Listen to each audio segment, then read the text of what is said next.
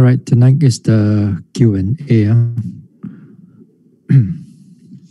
I will do the screen sharing. Okay.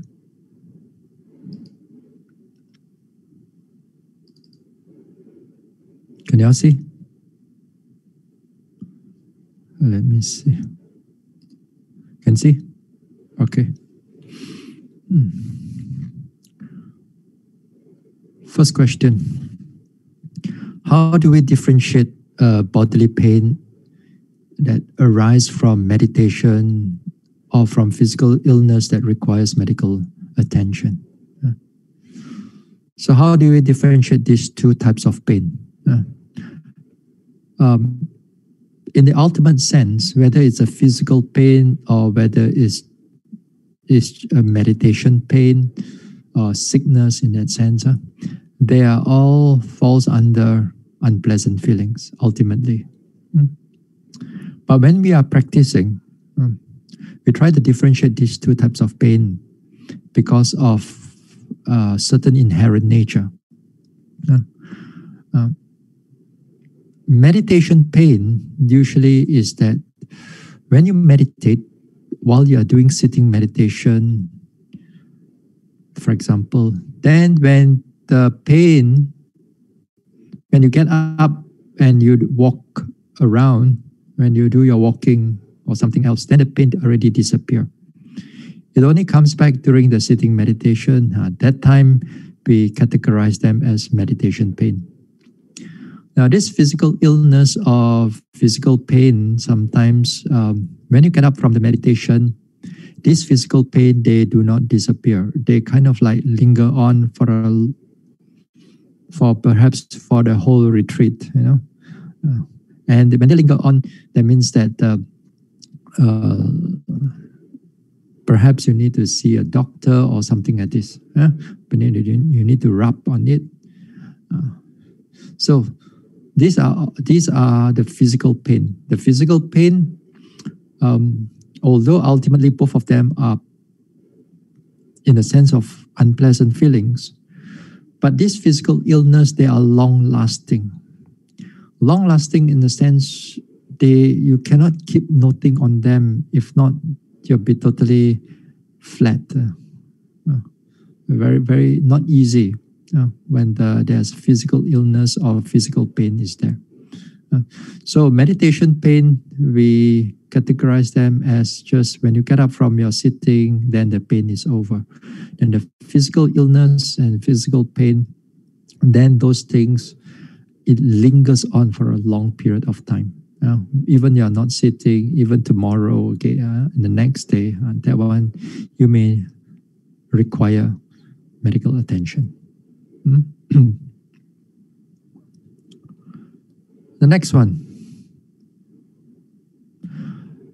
So when you see people externally as anatta, how then we practice karuna towards them?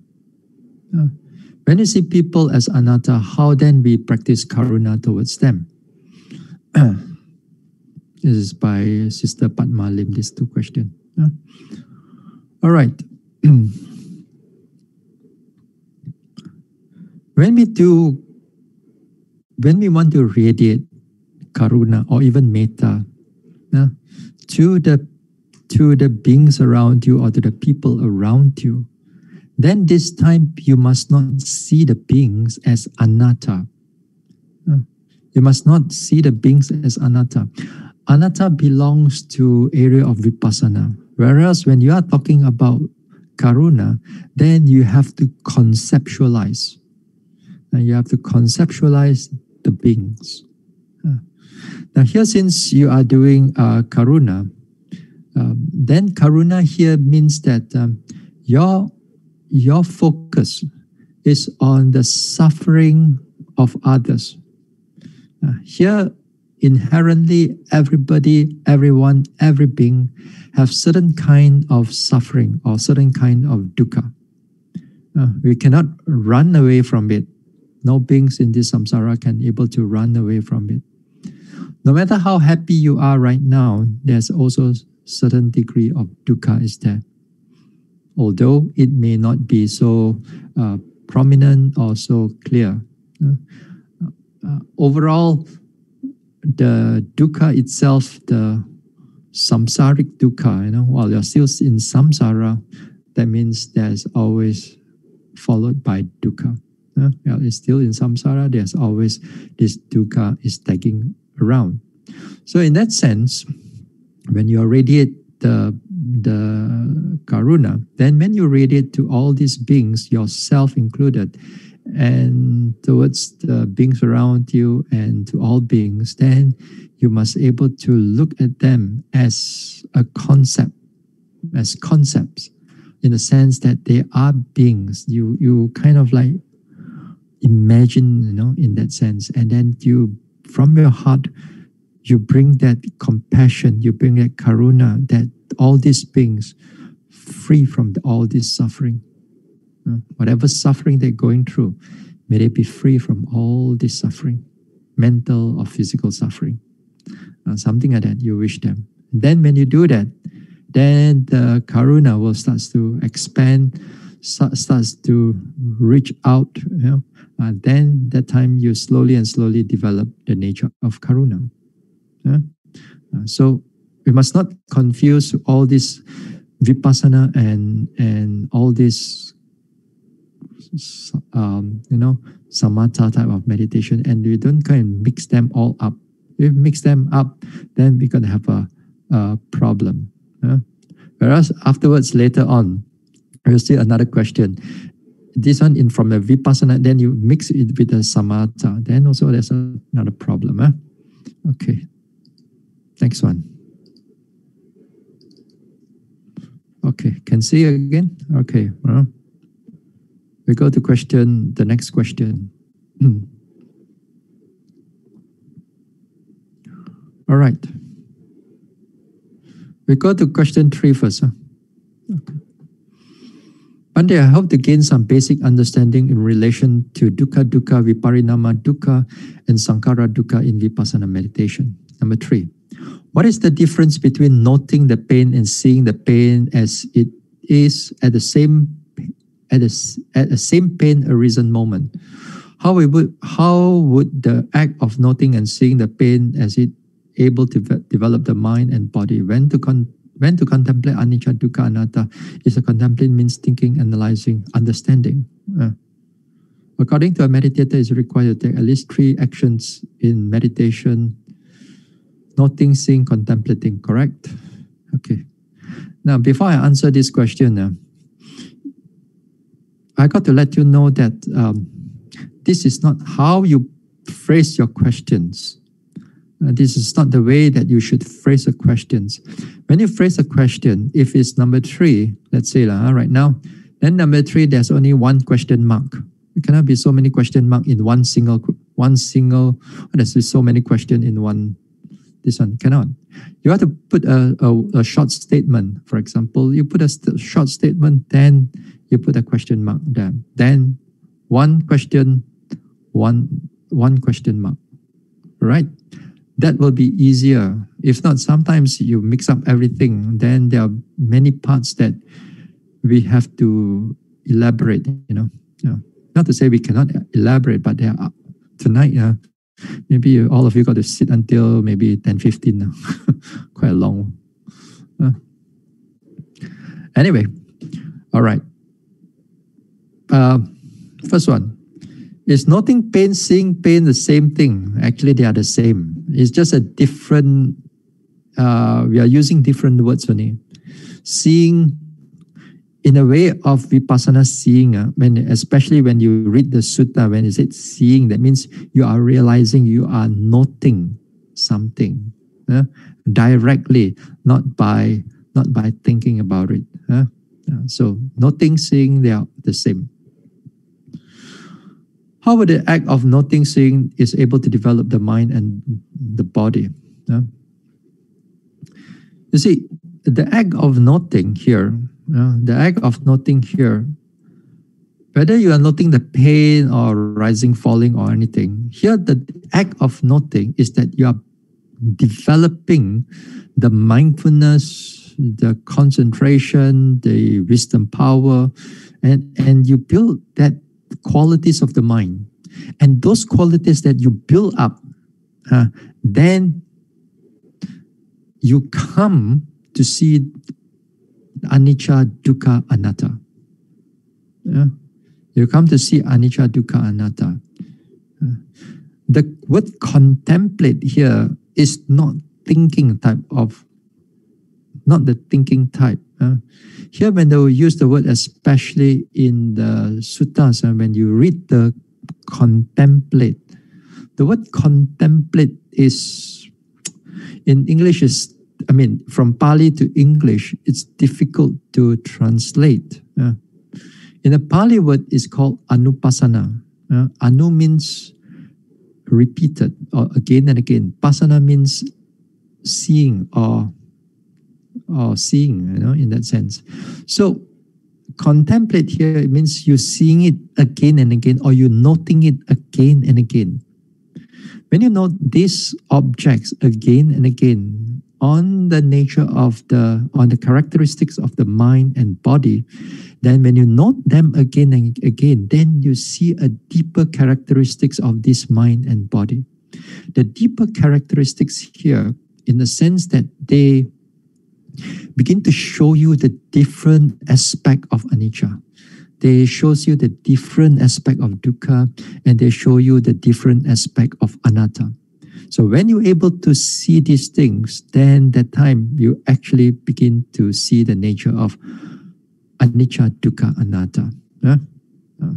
So contemplating here does not mean thinking, analyzing and understanding. You do that when you are not meditating. When you are actually meditating in the vipassana, that thinking, analyzing, you put it all aside already. Your job is to just see it as it really is.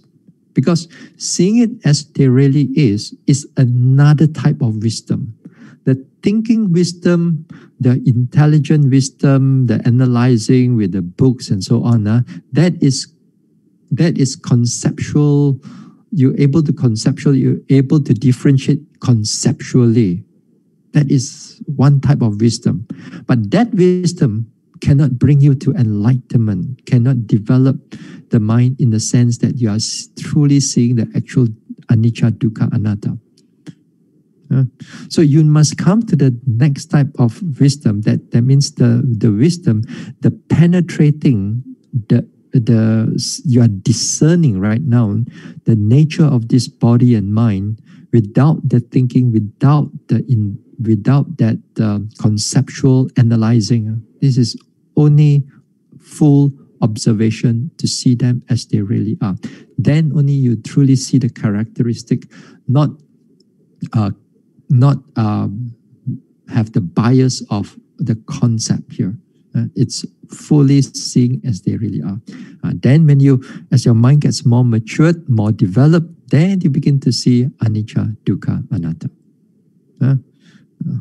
So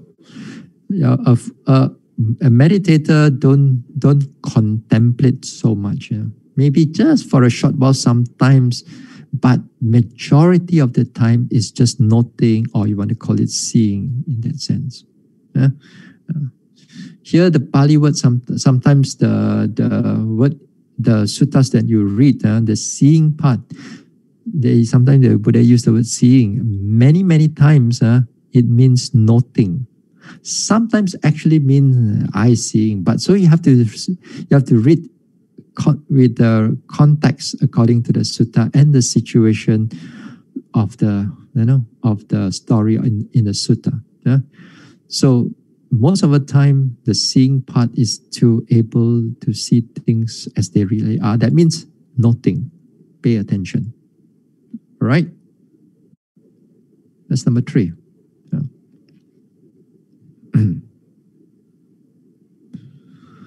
Number 4. How would the mere noting the pain, pleasant feelings or neutral feeling, seeing them as they are, or contemplating them as anicca, dukkha, anatta, able to lead to the mind and body to quite secluded from sensual pleasure, secluded from unwholesome stage, which accompanied by applied and sustained thought with a rapture and pleasure born of seclusion, the first jhana as stipulated in the sutta. Okay.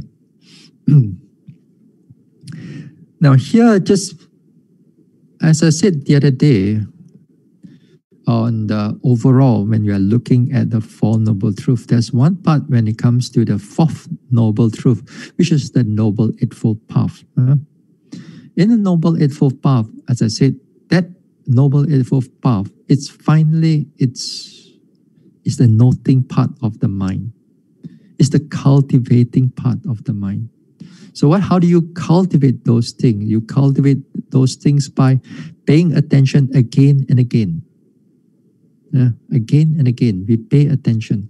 When we pay attention again and again, the strength of the mind, the mindfulness gets stronger, the concentration gets stronger. Then that time, you actually see them as anicca, dukkha, and anatta. Not the way, as I said earlier on, not the way as you think, but the way of full attention towards it. And here your question is to lead to the sensual pleasure and finally it's all the first jhana, second jhana, third jhana, fourth jhana. Yeah. So how does this mere noting, as you said, you think there's nothing mere noting about it. While we are doing vipassana, those things that you know in the samatha or in the right concentration, you have the first jhana, second jhana, third jhana, fourth jhana. All these qualities of the jhana, you will experience it from the day one you start your vipassana meditation until you get enlightened also. You're going to experience these four jhanas also. But in the sense of, we don't call it as jhana because it's a very,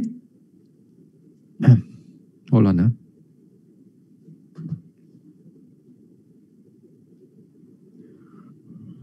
Now, it's a very, when we do vipassana meditation, although all these qualities of, just now as you put there, applied thought, sustained thought, vitakka, vichara, then you have rapture, piti, pleasure, sukha, and ekagata, All these five qualities of the jhana that usually we talk about. When we come to a certain development of vipassana, these five qualities are also being experienced. Perhaps most of the time for yogis, this one may not be so, this five is not so predominant. Not so predominant. But the yogi experienced them.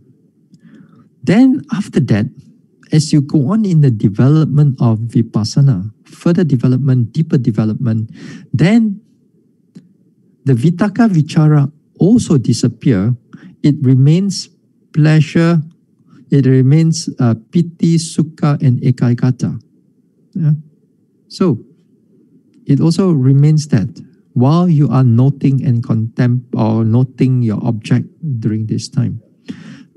Also, when you go even further, then here the piti also disappear. Then it remains these two, sukha or pleasure here, and ekagata. They remain these two. Then after that you go even more further. Then it remains ekagata and also upekkha. In the development of vipassana until you attain enlightenment, these qualities are also there. So let us look a little bit more deeper. If you want to put a yardstick towards on this one, and especially the yardstick here is the 16 insight knowledge here. Then when you develop to a stage of, let's say, third insight knowledge, second, third insight knowledge, This is where your all these five things, vitaka, vitaka, vichara, piti, sukha, ekagata. Around second insight or third insight, that thing become very clear. Then, when you go to the second jhana, as you put it, then that one will be at the third, somewhere in the third insight, and they are quite strong in that sense. Then when you come into the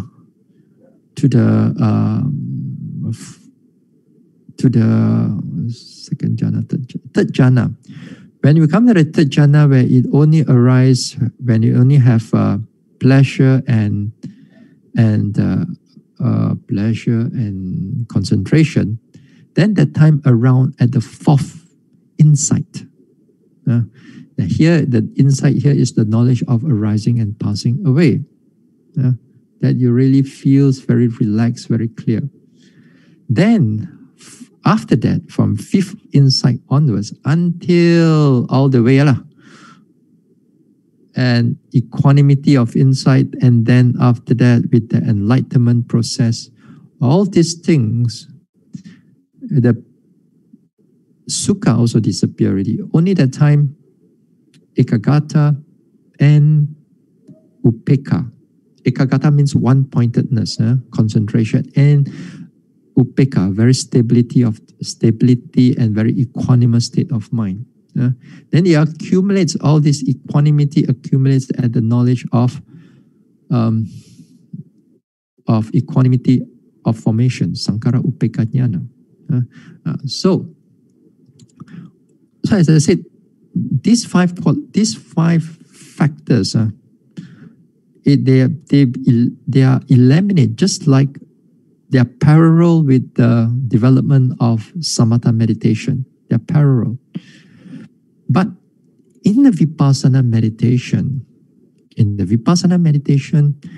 these five factors, they are not so, in the sense that they are not so important, not to say important, but they are not as important, all right? They are still important, but they are not as important as the wisdom that arises from it. The wisdom here, that means the penetration that arises from it, those are more important compared to the vitaka, vichara, sukha, ekagata, and so on. So the insight in the vipassana, it's more important compared to the five, this one. That's why you may not see, a lot of times you may not hear teachers talk about those things, about the five qualities inside the vipassana meditation. But they are there. If they are not there, you cannot function. Your whole vipassana cannot function. But it's the resultant, it's the insight that arises. That the insight here is the anicca, dukkha, anatta. Although just now I gave you whether it's a second insight, third insight, fourth insight, which insight, and so on, they are just different ways of how you look at anicca, dukkha, anatta. The different ways of how you look at anicca, dukkha, anatta. So the insight is more important in the vipassana compared to the ekagata and so on. All right. So it doesn't mean that they are not there. They are there. Sometimes you want to know that whether you are there or not in your meditation. If some of you that especially in a retreat, not much you can see that in the everyday practice, but this is in the retreat. Sometimes this is in the retreat. Now you sit down. The object is already waiting for you. It's already changing here, changing there, pipi papa, rising, falling, it's already start moving already. Not like when you are beginning in a practice. While you're in the beginning of a practice, then you want to find, where's the rising, falling?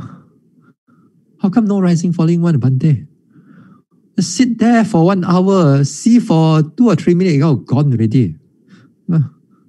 But when you have this quality, this power, this quality, this insight that what is mentioning over here, the 5 factors, that time is very different. That time, you sit down, object is already there waiting for you. Even that you sit down, let's say in a deeper aspect, you sit down, let's say you don't want to, in a way you don't want to pay attention to it. You just sit there, relax. The object is still pee papa, let you just carry on for you. For a while. But if you really don't pay attention, of course your effort will start to diminish. Once your effort starts to diminish, of course you won't be able to notice that. But you will note that for a number of yogis, they sit down. You don't have to look for the object anymore. The object is already waiting for you to be noted already, so to speak. So because of that, mind is so is well developed. That you put there, the mind is it can able to just notice the object already. So sometimes you may find that sometimes you begin, again, when you begin your meditation, is just only you can be mindful for 1 or 2 minutes. The rest of the 55 minutes or so, you're sleeping there, or you're thinking there, and so on.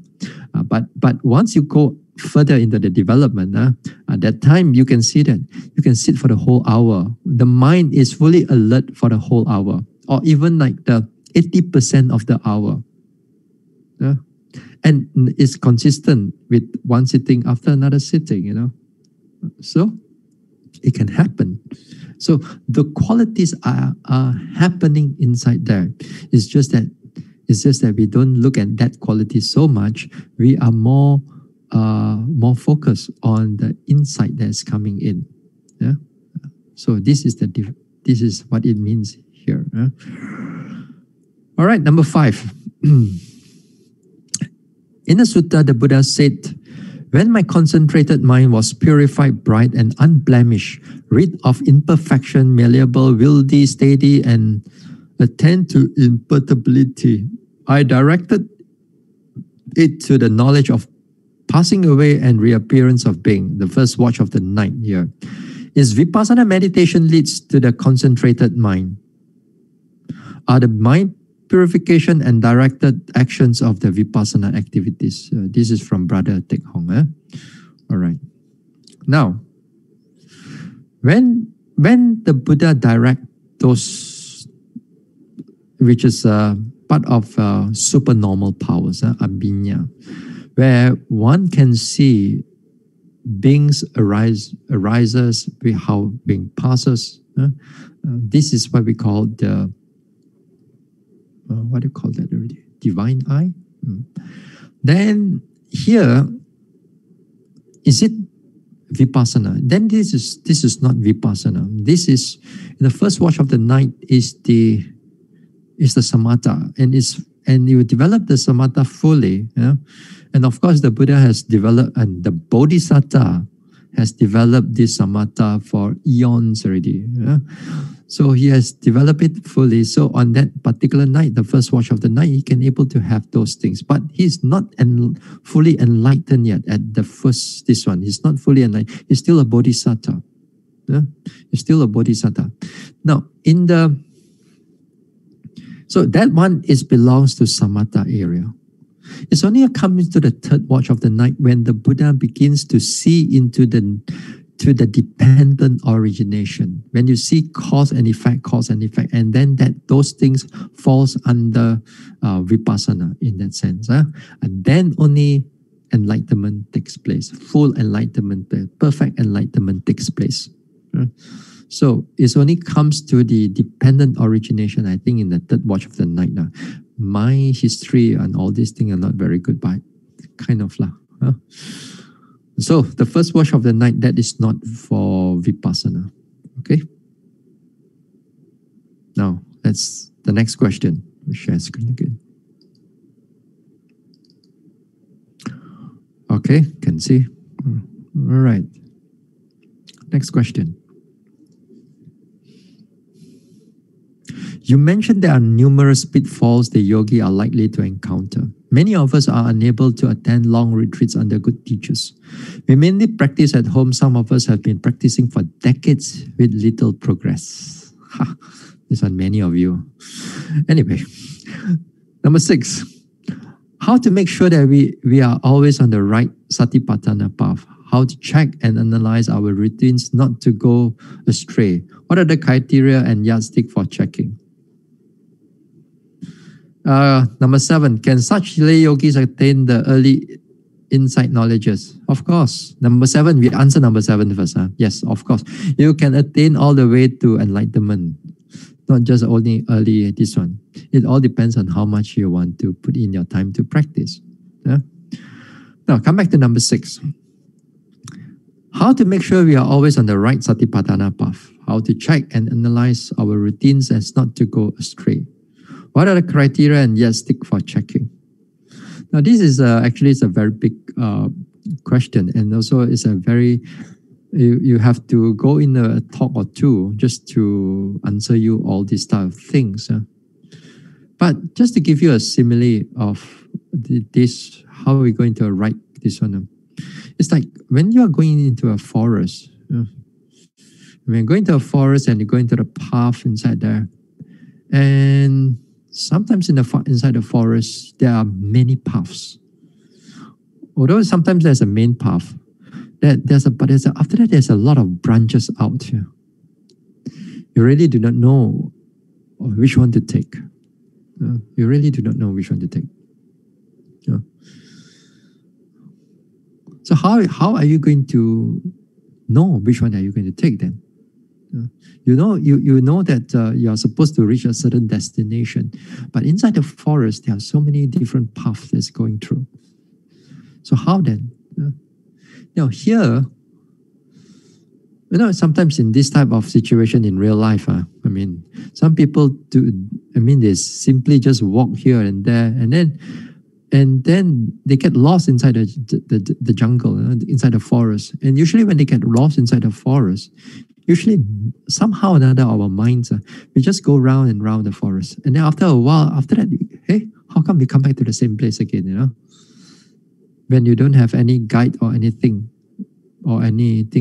this one. So it's just kind of like the mind will just go round and round inside. So how do you know that you need to this one? You need to walk the right path then inside the forest. So therefore, when you want to do that, you must have a tour guide or a guide, a hiking guide, or a person who is very familiar with the path. Or sometimes you may meet a hiker or somebody. Then you ask, which is the path that's to go to this destination. Then you have to ask. Then the person is kind enough then to show you that is the way. Or if you don't have a guide, nowadays you have GPS. That GPS also, they'll point you to the right path, to the right way where to go also. So it's a kind of thing, again, it's a guide also. Nowadays, I rely a lot on the GPS, especially when I go to a new path. Make sure that I don't go somewhere, don't come back, don't get lost in the jungle. And the GPS is very, very useful. So that will be my guide. But it comes into the same thing also in the Vipassana meditation. Then you must really look out to go and seek for a good teacher or a competent teacher or a competent kalyana mita who can able to advise you on those things that you are interested in. For example, if you want to do Vipassana, you must seek for those people, teachers, friends that able to guide you. And if you want to do samatha meditation also, you must get the appropriate people. Here, the appropriate people means that you got to go and look out for them. They don't suddenly appear in front of you. Not like this Zen saying, The Zen saying says that when you are ready, the teacher will appear in front of you. But that one has a much more deeper meaning. Meaning that when you are ready, when you are interested in certain meditation or a certain thing, you go and look out for him. Then he appear in front of you, in that sense, not in the sense that suddenly they come out. No. So here you need to find teachers. If a lot of you are mainly practice at home, sorry to say that many of you will not progress very far. Not to say you cannot progress, not to say you cannot progress, but if you do it every day, let's say you make sure that certain time or make sure that every day you practice, you also will not go very far after many years compared to a yogi that goes for a retreat in 2 or 3 weeks. What you do in 5 years, they can achieve that in 2 or 3 weeks. An average yogi, Then with the average yogi in the worldly setting, means you don't go for a retreat. You meditate every day, but 1 hour a day, let's say, compared to a yogi who goes for a retreat. That yogi goes in the retreat in 2 or 3 weeks. As I said, it became very much compared to what you can achieve in 5 years or more. So you see, you need to find a place. You need to go and look out for the place. The Buddha mentioned that in the beginning of Satipatthana Sutta, or even Anapanasati Sutta, the Buddha mentioned you have to say that you have to go and look out for an empty hut, an empty place, a place where it's free from people, there's nobody. Then you try to meditate. You have to go away from those things. If you meditate at home, there are sensual pleasures, your duty, your responsibility, your work is so many. So you got to find time. You want to develop something, you have to sacrifice certain of your time. And you have to give up on the pleasures and the responsibility and the family and so on.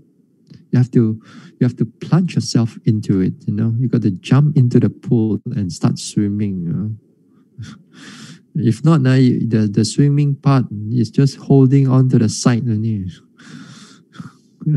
So you really have to go into it. So my advice here is that you mainly practice at home. I know it's good, but it's not good enough. It's good, but it's not good enough. So you have to go and look for a place to meditate. Then when you find the teachers, the right teachers, then the teachers will act as your guide. Then you will show you the right path, the right way. When you fall into the pitfalls, then the teacher will guide you out from it. Sometimes nicely, sometimes very sternly, sometimes even ask you to go back first, get out from the whole meditation center until you realize that you are wrong. Then you come back again. Then the teacher may forgive you. Sometimes our mind is so. But that one, some of the pitfalls also I've mentioned in the past talks. I'm going to mention also when it comes to, especially in the second noble truth, the craving. This particular craving, it creates so many types of pitfall for all of us. And when we really do not know the nature of this craving, when we do not know the nature of this craving, that is where we get where we get a lot of pitfalls. So just hold on to your horses. Then when it comes to the second noble truth, then we can elaborate on it. When it comes to the second noble truth, hopefully it's not Chinese New Year yet. I wonder Chinese New Year what they're all going to do right now this year. Most probably you won't able to go out. Can go out, what you're going to do. Anyway, we'll see. All right, so we're going to look into that. Now, there are many pitfalls. So, as I said, the first one, you really need a teacher. Nowadays, there are some people in the West, they say that what for we all need teachers? The books is so many. The Dhamma books is so many. So many people write those books already. What for we need teachers? Use the book and meditate. Sometimes, a lot of times, it doesn't work. It doesn't work. You need face to face. You need face to face with a teacher, because the book will tell you what to do. It tells you certain pitfalls only. But when you actually fall into the pitfall, you don't even know that you are in the pitfall now, because the craving will will make it very nice and make it very pleasant. So you won't able to know when you are in the pitfall until somebody tells you, then you get out from it. Until you realize, only you get out from it. But while you are there, it feels very nice. So many yogis over the years, I encounter these things. Sometimes they come under my retreat. I tell them nicely, or I tell them sternly, or I chase them out until they realize. Then they come back again. And also the past teachers also did like this. So you need teachers for the first thing. Even not only the pitfalls, but even talking about dukkha, that actually when you are meditating also, in a deeper aspect of it, when you are actually observing dukkha, that time you don't even know conceptually that this is dukkha also. You know, like you see something and this one this way, that way. You can describe in your own words, but you cannot relate this dukkha and what you experience together also. And that doesn't matter, because this dukkha word is all concept. What is more important? What you see things as they really are. So, as I said here, you need a teacher. You need a teacher to really guide you to go through it. So the pitfalls and everything, we'll talk about that now. The yardstick also the teacher will help you to let you know whether you are progressing or not. But don't go and ask how much have you progressed. Sometimes some yogis, Bhante, I meditated with you for so long already, Bhante. Since your first time you come here, I've been to your retreat many times already. But never you let me know where I am in my progress. You never let me know which insight I'm in. Am I in this insight or that insight? But when I go to other teachers' retreat, you see the Sayadaw told me I'm at the 5th insight already. How come? Which insight you never tell me? Oh.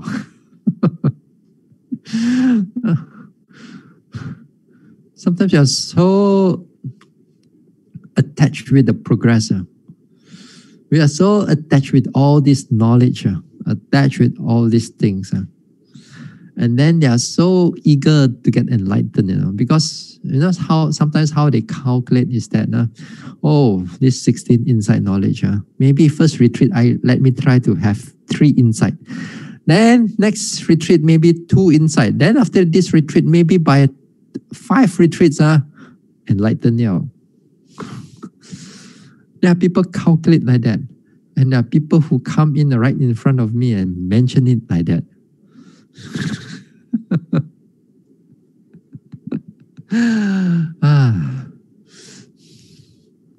Sometimes this type of yogis, although right in front of me, I try to tell them this is not the way how you're going to put a yardstick in your progress and all that. I tell them a bit nicely, but inside my mind, sometimes I want to strangle them. I want to scare them until they die. Really, sometimes I just want to to give them a bit of, but you can't do that, isn't it? But yeah, people like that, yeah, yogis, not every time, you just grind you, in a certain way, But anyway, this type is that I try to keep them. This is not the yardstick that you have to be. You put there. You can know for yourself. If you really want to meditate, you can know for yourself. You compare yourself first time you meditate until right now you meditate. Is your mind have less anger, less restless mind while you're meditating? Don't talk about when you're not meditating. When you're meditating, when you're in your retreat, is the mind able to notice the object clearer, better? If your mind can able to notice better, less sleepiness, less restless mind, those things are your immediate yardstick that you can actually see for yourself. But then a lot of times yogi don't find that this is very interesting. The more interesting is that they meditate a little bit, they open up their books. Oh, Mahasi Sayadaw says the third insight is like this, like this, like this. Fourth insight, like that, like that. So maybe while I was watching it, I think maybe I'm also in the third insight already. They use this book and they use their experience. They try to match And a lot of times when they match, they overestimate their practice. They are not there yet, but they think that they are there. A lot of times people, yogis do that. But there are some yogis who underestimate also. So this one, it's hard to say. All you need to do is to see yourself in how you meditate. As you can able to become more clearer, more penetrative, you can able to sit with a 1 hour and you can be quite clear, then the progress is there. All you need to do is repeat it again and again and again and again and again until you die. You cannot finish, next life continue again. All right, next question.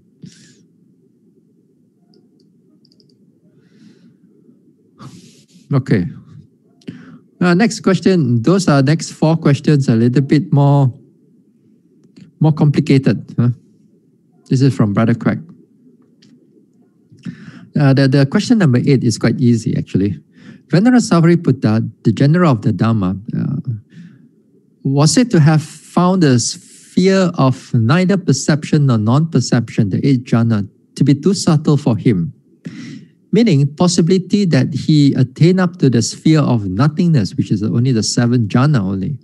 Is this due to lack of concentration or because he did not make strong adhitthana or determination to attain it? Well, this is wrong. This is totally wrong. This is wrong. This is totally wrong. He can able to attain all the 8 jhana and he can attain them at will, any one of them. Let me show you a sutta. Stop sharing. Okay. Okay, let me show you this one. Can you all see? Okay.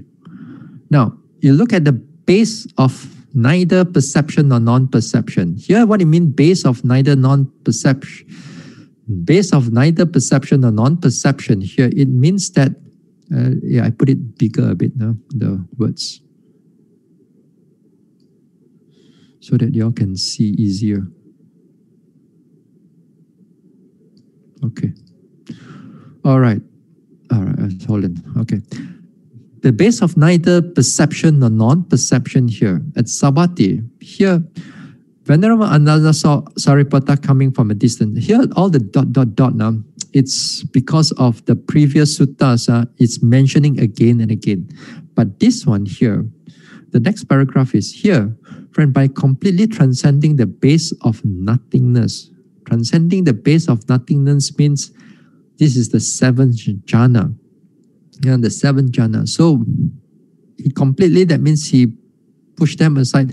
I entered and dwelt in the base of neither perception nor non-perception. So this is the 8th jhana here. So, yet, friend, I did not occur to me. I'm attaining the base of neither sense of perception. Here, later part, the later part, it means that, again, the ... is connected to another sutta. Here, it means that the Buddha don't associate all the jhana level with I, me, or myself, or mine, I, mine, or myself. So the Buddha did not associate with those jhana, with those in that way, because the Sariputta here is already an arahant already. So he can able to enter into the neither sphere or the 8th jhana, as shown in the sutta here. Okay. All right. We go back to the sharing again. Okay, can see. Okay. Now, number 9. After attaining Phala Samapatti, fruition attainment, and remaining immersed for about 5 minutes in the state, a yogi perceives the sphere of nothingness, and from there he can make aditana to attain the sphere of neither perception nor non-perception. Is this correct? Some of you, may be thinking, what type of question is this? You don't understand, maybe some of you may not understand what the question is. Now after that, when I answer also, some of you also, what is Bhante talking about also?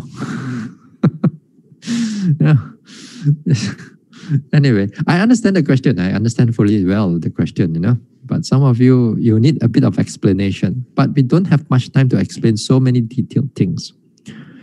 Now here, after attaining Phala Samapatti, the Phala Samapatti means fruition attainment. That fruition attainment can be attained by Sotapanna, Sakadagami, Anagami, and Anagami and Arahant. All the noble ones can attain Phala Samapatti. And say here, remain in 5 minutes in that state, perceive nothingness, and so on. Is this correct? This is not correct. This is not correct. Not correct because there are different types of meditation here. Phala Samapatti here is attained by, in the sense of when you're able to see or when you're able to realize Nibbana. That means attainment, which is, put in a way, it's a vipassana way. You have to see them as they are. You have to realize the Nibbana, Phala Samapatti. That means you can sit there for a long period of time, absorbed in the Nibbana as an element, Nibbanic element. So you can sit there. That's what we call Phala Samapatti. Immerse in 5 minutes, then you come out, and then this perceive the sphere of nothingness and aditana in the sphere of perception or non-perception. This is not correct because the sphere of nothingness and sphere of perception or non-perception, this belongs to samatha. It belongs to the samatha. You cannot just suddenly in the nibbana, then you jump over to samatha. It's not in that sense. You cannot go into that. You can go into that in another way. What you can do if a person able to attain Phala Samapatti, then it doesn't matter whether 5 minutes or 10 minutes of 1 hour or so, it doesn't matter. If you want to attain to if you want to go into the samatha, then you have to emerge yourself out of the Phala Samapatti. You have to emerge out. That means when you emerge out, you begin to see anicca, dukkha, anatta again. Then all this anicca, dukkha, anatta, all this thing, you have to push them aside. Push them aside means that now you don't pay attention to them, but you begin to take up a samatha object. Begin to take up a samatha object. And if let's say if you are good in if you are skillful in all the first jhana until the 8th jhana, then let's say you want to go into the 7th jhana, let's say. Then you have to sort of like go into the sixth jhana first, clear the sixth jhana, then you enter into the seventh jhana. If you want to go into the eighth jhana, then after that you have to clear the eighth jhana, then you enter into the eighth jhana. You clear the seventh jhana, then you enter into the eighth jhana. So here is that you cannot jump from a fruition consciousness, which is nibbana, into samatha path. You from a supramundane right now, and then suddenly you jump into a mundane, which is the base of neither perception of not. All these are mundane. You cannot jump in that sense, but you have to come out totally from the vipassana, go into the samatha path. Then only you can able to do that. All right. Okay. Number 10, I may not able to understand this one completely, The realm of the fourth light kasina cannot be reached without first attaining the sphere of infinite space. Is this correct? I'm not sure what is the meaning of the realm of the fourth light kasina, but what I think is that is maybe the fourth jhana of light kasina. Okay, the fourth jhana of light kasina. Now, here the light kasina means, again here falls under samatha meditation. If you use the light as a concept, as a kasina, then you can able to, you develop it, then you can able to do first jhana, second jhana, third jhana, fourth jhana. Now, is this the statement here is that you cannot attain the fourth jhana without attaining the infinite space? That is also not correct, because the sphere of infinite space, that belongs to what we call arupa jhana. You see, you got 1, 2, 3, 4, 5, 6, 7, 8. There are two parts of it. 1, 2, 3, 4 is called a rupa jhana. Rupa jhana. Whereas 5, 6, 7, 8 is called arupa jhana. Rupa and arupa jhana. You don't have to, like kasina, if it is the fourth light kasina here, you don't have to go up to the arupa jhana. Then after that you come down again to the rupa jhana. It's not necessary to do that.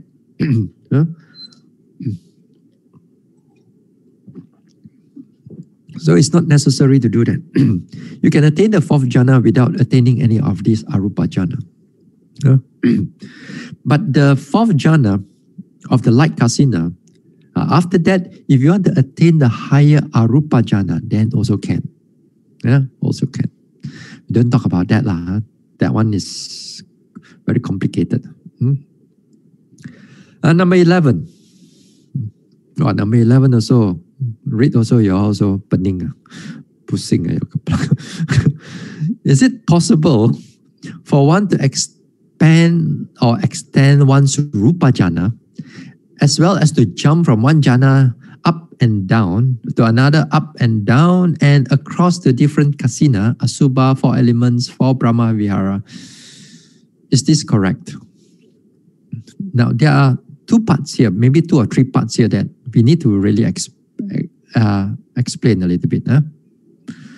Is it possible for one to extend one rupa jhana as well as to jump from one jhana to another up and down? We put into that. Now, the rupa jhana here, if you want to expand the jhana, you see jhana here, they still have resultant. You attain jhana, you have resultant. Whereas friction, the pala samapatti, they have no resultant, in the sense that this is nibbana. They don't have cause, they don't have result. But jhana, you still have result. And when you jhana's resultant, that means you are potential to reborn in the different realms of the Brahma realm. And in the Brahma realm, you see that the Brahma realm, they got 16 Brahma realm. They have more realms than the Deva realm. And that different realm corresponds to, let's say, to the jhana. And the first jhana, second jhana, third jhana, they can have a three different existence. First realm, second realm, third realm for the first jhana. Then after that, you go to the second jhana. Again, you have a one first level, first class, second class, third class. Yeah. Now, each class has doubled its lifespan. Now, how are you going to be able to know that you are in the first class of the first jhana, second class of the first jhana, or the third class of the first jhana? So again, here it comes with how you expand your jhana. How you expand your jhana, whether your jhana is narrow jhana or whether your jhana is expanded jhana. Expanded, that means there's no limit jhana. So it all corresponds to how the development of the jhana. So that one is within a jhana. Within a jhana, you expand or you contract the jhana. So that one, it's within a jhana. So that one doesn't have a connection with how you jump from one jhana to another jhana. Okay? So that one is, we cover that one. Now, jumping from one jhana to another jhana, that means if you are skillful, let's say again, first jhana, second jhana, third jhana, fourth jhana, the rupa jhana, let's say. If you're skillful in that rupa jhana, that means you know its characteristics, you know it's how to enter and everything. And you can sit down, you enter within like a minute or two, you can enter, or within like 10 seconds, you already enter into jhana. You don't have to sit until 1 hour and so on, You can able to take up the nimitta very fast, for a few seconds, you already enter into the jhana. Sometimes don't even, if you are skillful enough, you don't even need 2 seconds or so. Within 2 seconds, you already enter into the jhana. We're not talking about the beginner in the jhana. You have to make the nimitta very clear. It's free from, it's supposed to be unblemished, it's perfect and all that. Then only you can enter. That is when you are beginning to enter into jhana. But when you are skillful in the jhana, you enter into jhana with 1 or 2 seconds if you want it. Or you want to emerge from it also can. You want to go in, stay, and you want to go in and emerge. You can do it in many ways. Anyway, but if you want to jump from one jhana to another jhana, then you must be very skillful in all these four jhana. And then that time, first jhana, you want to jump to the third jhana. Can or not? Can. You go inside there, you come out from the jhana, you take up within 2 seconds, you already enter into the third jhana. Then after that, I want to go back to the second jhana. Okay, come out from the second and third jhana. Then after that, you go fourth jhana. Then you come back first jhana. Then you can jump here and there. But it can be done. Not to say cannot be done. You must be skillful in each and every jhana. Can you do it with arupa jhana? Also can. First jhana, 5th, 6th, 7th, 8th. You also can. That means you got 8 jhana right now. So you must be very skillful. You enter this one, you jump into enter number 1. You want to jump to number 6. Number 6, you jump to number 7. Number 7, you come down to number 3. Number 3, you go to number 5. Can. As long as you are skillful in it. So this is all about jumping the jhana. And across different kasina, asubha, and all that thing. I think if you want to jump the jhana and so on, you stay with the same type of, for now, you stay with the same type of object. In the sense that if you want to jump the jhana, you're using anapana, let's say. And when you use this anapana to jump the jhana from one to another, then you stay with the jhana only. So stay with anapanasati only. The anapana only. Now, let's say for another time, you want to use the Brahma Vihara. You want to use the Brahma Vihara, but this time the Brahma Vihara can only give you to the third jhana only. It cannot go higher. Or it can go higher if you connect with equanimity. Also can. But metta, karuna, upeka is only the jhana only. It's only when you come to the upeka, they give you the fourth jhana. All right. Again here, when you want to jump jhana within this Brahma Vihara, you have to take up one only. That means you do metta, you jump from 1, 2, 3, 3, 2, 1, 1, 3, 3, 2, 1, something like this. Then you can do that. But you cannot like suddenly when you use the upeka to do it. Cannot. You have to come out from the metta, take up upeka, and then again you do that.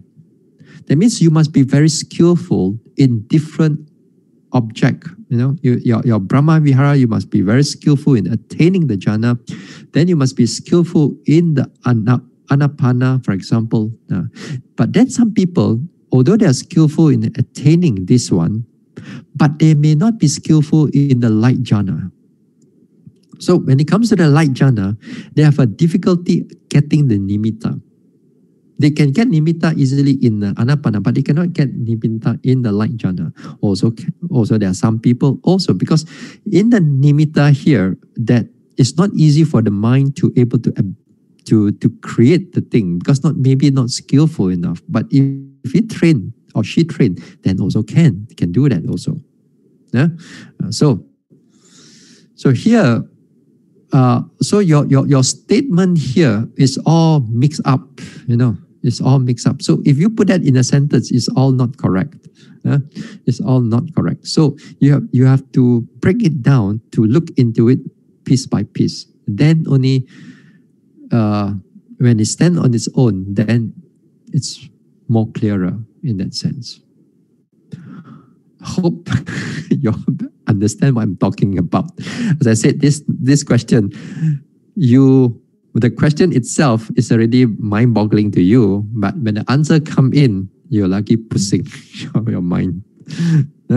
I can understand this quite clearly because we've been dealing with this meditation, reading about it, and so on. We understand what is the question meant. But for those of you, well, since this is a Q&A, so bear up with it. All right, so that's it for tonight.